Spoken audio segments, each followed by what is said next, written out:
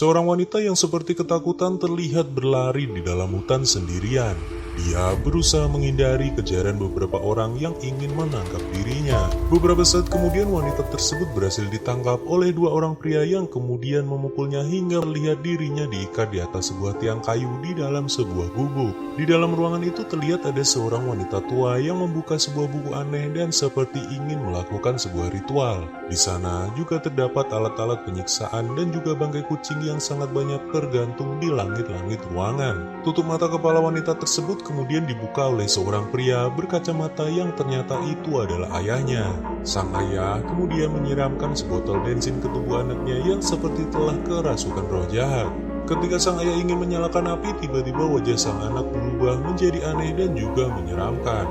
Wanita itu kemudian berteriak sambil mengeluarkan kata-kata kotor kepada pria tersebut. Pria itu kemudian dengan cepat membakar tubuh wanita tersebut yang merupakan anaknya sendiri. Beberapa bulan setelah kejadian tadi, terlihat ada sekumpulan remaja yang datang ke sebuah rumah di tengah hutan.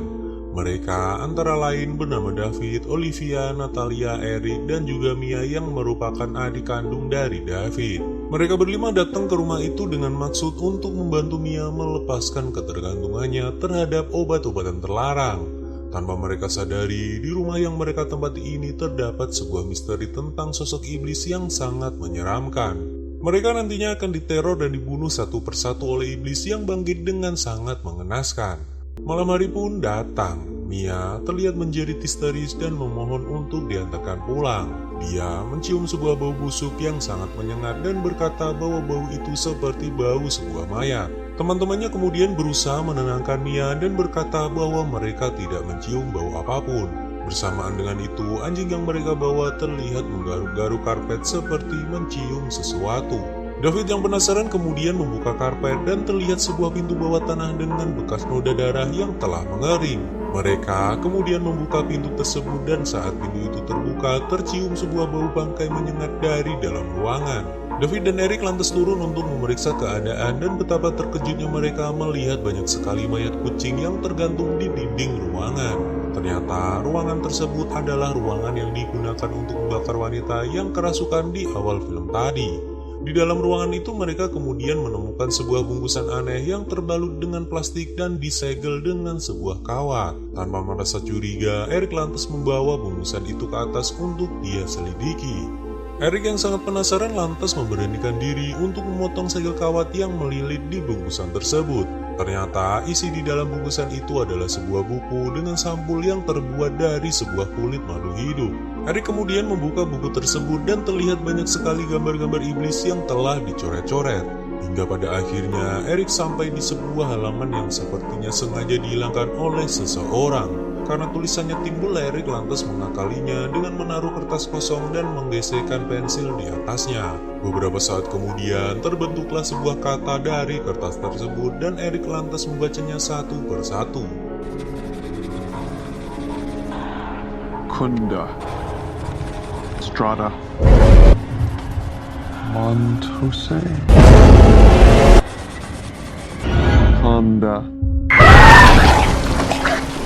Ternyata kalimat yang dibaca Eric dari buku tersebut adalah sebuah mantra untuk memanggil iblis yang selama ini telah tersegel. Bersamaan dengan itu, Mia yang terlihat saku berat di halaman rumah kemudian melihat sosok iblis yang menyerupai dirinya dari semak-semak.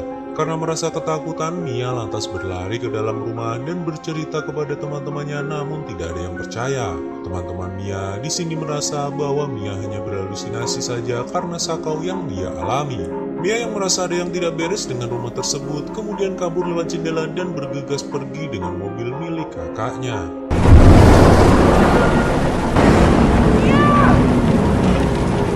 Di perjalanan, Mia kemudian melihat sosok misterius tadi di tengah jalan yang membuat Mia kaget dan membanting setirnya hingga membuatnya masuk ke dalam sungai. Setelah berhasil selamat dari dalam sungai, Mia kemudian berlari, namun sepertinya sosok misterius tadi masih berusaha untuk mengejarnya. Mia lalu terjatuh ke semak-semak dan akar-akar di sekitarnya seperti berusaha untuk melilit Mia. Akar-akar itu seolah-olah seperti dikendalikan oleh iblis tersebut dan seketika itu Mia tidak dapat bergerak kembali karena akar tadi sudah melilit seluruh tubuhnya. Sosok itu kemudian muncul di depan Mia dengan wujud dan rupa yang sangat mirip dengan dirinya. Beberapa saat kemudian keluarlah sesuatu dari mulut iblis tersebut yang berjalan merambat seperti akar masuk ke tubuh Mia melewati selangkangannya. Mia kemudian berteriak kesakitan dan sepertinya tubuh Mia sekarang sudah berhasil dirasuki oleh iblis tersebut. Singkat cerita, Mia kemudian ditemukan oleh Olivia dan kakaknya sedang tertunduk diam di bawah sebuah pohon. Mia lantas dibawa kembali ke dalam rumah dan di sana Mia kemudian berkata kepada kakaknya bahwa rumah tersebut tidak aman dan sebaiknya kita segera pergi dari rumah ini. Mia juga berkata bahwa dia merasa iblis itu telah merasuki tubuhnya dan berusaha untuk mengambil alih tubuhnya. David yang mendengar perkataan adiknya itu merasa tidak percaya karena berpikir Mia hanya berhalusinasi karena pengaruh terapi ketergantungan obatnya. Eric yang begitu penasaran dengan buku tadi terlihat masih berusaha untuk menyelidiki buku tersebut. Dia lantas mengaitkan apa yang dialami Mia tadi dengan apa yang ada di buku itu. David yang sedang membersihkan bangkai kucing kemudian melihat ada bekas darah yang berceceran di tanah. David kemudian mengikuti ceceran darah tersebut hingga membawanya menuju ke sebuah lubang di semak-semak. David kemudian terkejut setelah mengetahui bahwa darah tadi berasal dari anjing peliharaannya yang telah tewas dengan sangat mengenaskan. Saat di dalam gudang, David kemudian melihat sebuah palu dengan noda darah dan dia lalu berpikir kalau itu adalah ulah adiknya Mia yang sedang sakau. Setelah itu David lantas datang ke kamar Mia untuk memeriksa keadaannya dan juga menanyakan tentang kejadian tadi.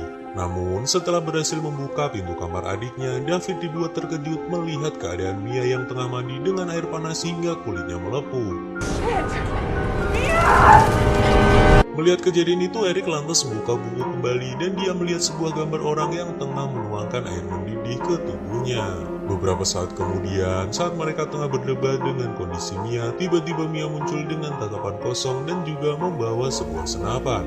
Mia lantas menembak David mengenai lengannya dan setelah itu dia berteriak histeris sambil berkata bahwa mereka semua akan mati pada malam ini juga. Setelah berteriak, Mia kemudian pingsan dan dengan cepat Olivia mendekat untuk mengambil senapan, namun tiba-tiba Mia meraih tangannya yang kemudian menyemburkan sebuah cairan merah dari dalam mulutnya. Eric yang telah berdiri diam lantas menarik tubuh Mia dan memasukkannya ke dalam ruangan bawah tanah lalu menguncinya. Olivia yang tadi terkena cairan merah dari mulut Mia lantas bergegas ke kamar mandi untuk membersihkan dirinya. Singkat cerita, ketika Eric memeriksa keadaan Olivia, Eric kemudian terkejut melihat keadaan Olivia yang menggorok mulutnya sendiri dengan pecahan kaca.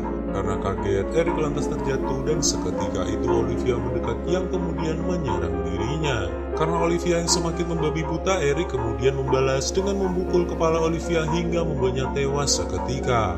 David yang datang ke kamar mandi kemudian merasa syok setelah melihat keadaan Olivia yang telah tewas. Beberapa saat kemudian David lalu membawa Eric keluar dan mencoba untuk mengobati lukanya dengan alat seadanya. Saat Natalia sedang mencari obat untuk Eric, dia kemudian mendengar suara Mia yang memohon untuk dikeluarkan. Merasa kasihan, Natalia lantas buka pintu ruangan dan kemudian turun ke bawah untuk memeriksa keadaan Mia. Namun, Natalia kemudian sadar bahwa itu hanyalah siasat iblis yang tengah menguasai tubuh Mia seutuhnya. Seketika itu, Natalia kemudian berlari ke atas, namun malang dirinya berhasil ditarik oleh Mia ke dalam ruangan tersebut. Saat di ruangan bawah, Natalia kemudian melihat Mia yang memotong lidahnya sendiri dengan sebuah pisau. Saat Mia sedang menggigit tangan Natalia, David kemudian datang dan bergegas untuk menyelamatkannya. Pintu ruangan kemudian ditutup dan disegel dengan sebuah rantai agar Mia tidak bisa keluar. Eric yang merasa geram lantas mencoba membakar buku tersebut dan berharap kutukan kepada mereka akan segera hilang. Namun mereka kemudian merasa heran karena buku itu tidak bisa terbakar. Eric lantas bercerita kepada David tentang apa yang disebutkan di dalam buku. Dia kemudian berkata bahwa jika iblis itu berhasil memakan 5 jiwa, langit akan berdarah dan kengerian dari neraka akan bangkit. Eric kemudian menjelaskan jika mereka ingin selamat, mereka harus membunuh Mia seperti yang dikatakan di dalam buku. David yang mendengar itu kemudian tidak setuju karena dia masih yakin bahwa yang terjadi pada adiknya disebabkan oleh sebuah virus. Bersamaan dengan itu, Natalia yang telah digigit oleh Mia kemudian menyadari bahwa ada sesuatu yang aneh terjadi dengan luka bekas gigitan tadi. Terlihat luka di tangannya semakin membusuk dan menyebar dengan sangat cepat. Tangan Natalia seperti hidup dan bisa bergerak sendiri. Dengan penuh keberanian, Natalia lantas memotong tangannya dengan gergaji sebelum tangannya itu menguasai dirinya seutuhnya. Singkat cerita, Eric dan David kemudian menemukan 3 cara untuk memurnikan orang yang dirasuki iblis tersebut. Menurut buku itu, mereka harus mengubur, membakar, atau memutilasi orang yang dirasuki iblis secara hidup-hidup. Mendengar perkataan Eric, David masih tidak percaya dan masih yakin bahwa Mia hanya stres karena kecanduan obat. Saat mereka berdua berdebat, tiba-tiba Natalia muncul yang sepertinya telah dirasuki oleh iblis itu. Dengan membabi buta, Natalia lantas menembaki Eric dengan paku tembak yang dia bawa. David kemudian berusaha menghentikan Natalia dengan menyergapnya agar dirinya menghentikan aksinya. Namun David kemudian gagal menginginkan Natalia yang telah dirasuki iblis sehingga tubuhnya semakin kuat dari orang yang normal. Natalia kemudian menyerang Eric kembali dan memukulkan sebuah linggis hingga membuat Eric menjadi pingsan. Melihat Eric diserang oleh Natalia, David lantas bergegas mengambil sebuah senapan dan kemudian menembaknya. Setelah itu, Natalia tersadar namun sesaat kemudian dia tewas di pangkuan David. Setelah semua kejadian tersebut, David lantas mengambil bensin dan berusaha untuk membakar rumah itu. Namun, saat David ingin membuang korek api, tiba-tiba Mia muncul memohon dan meminta ampun untuk dibebaskan. Karena Mia adalah adik kesayangannya, David kemudian merasa tidak tega dan mencari cara lain untuk menyelamatkannya. David kemudian membuka ruangan bawah tanah dan berusaha untuk mencari Mia. Namun saat David sampai di ruangan, Mia kemudian muncul yang menyerang dirinya hingga membuatnya terpental dan jatuh ke dalam air. Mia lantas mendekat dan berusaha untuk membunuh David dengan menenggelamkannya di dalam air. Saat David mulai kehabisan nafas, tiba-tiba Eric muncul yang segera menyerang Mia hingga membuatnya pingsan. Namun, Eric kemudian harus tewas juga karena pisau yang dibawa Mia menancap mengenai perutnya. Singkat cerita, David lantas membawa tubuh Mia keluar dan berusaha menguburnya hidup-hidup agar kutukan iblis itu bisa berakhir. Beberapa saat kemudian, terlihat Mia kemudian selamat dan semua luka di tubuhnya juga ikut menghilang. Setelah keadaan mulai tenang, David dan Mia kemudian bersiap untuk pergi dari rumah tersebut. Namun, saat David akan mengambil kunci mobil, dirinya kemudian diserang Eric yang ternyata telah dirasuki oleh iblis itu. Menyadari dirinya telah kehilangan tenaga dan ingin adiknya selamat, David kemudian menembak botol bensin yang membuat rumah itu terbakar dan membuat dirinya ikut tewas di dalamnya. Namun semua kejadian itu belumlah berakhir, karena seperti yang dikatakan di dalam buku, ketika 5 jiwa telah didapat maka hujan darah akan turun dari langit. Mia yang sedang mengambil kalung milik kakaknya kemudian mendapati bahwa ada hujan darah yang turun dari langit. Beberapa saat kemudian muncul makhluk aneh dari dalam tanah yang menarik tangan Mia hingga membuat Mia berteriak. Mia kemudian berusaha menyelamatkan diri hingga membawanya masuk ke dalam sebuah gudang. Iblis itu kemudian mengejarnya hingga membuat Mia terpojok dan bersembunyi di antara celah kayu. Namun iblis itu mengetahui keberadaan Mia dan berusaha membunuh Mia dengan sebuah pisau yang panjang. Hingga pada akhirnya Mia kemudian berhasil keluar dengan menggorok kayu dinding gudang tersebut.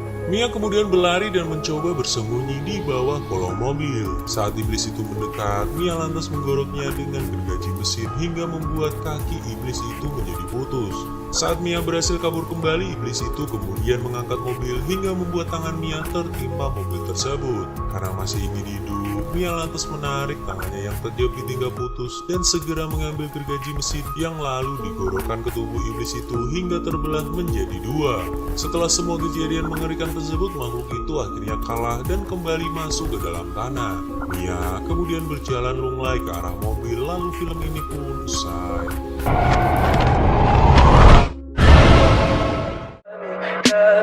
Tell me pretty lies, look me in the face, tell me that you love me, even if it's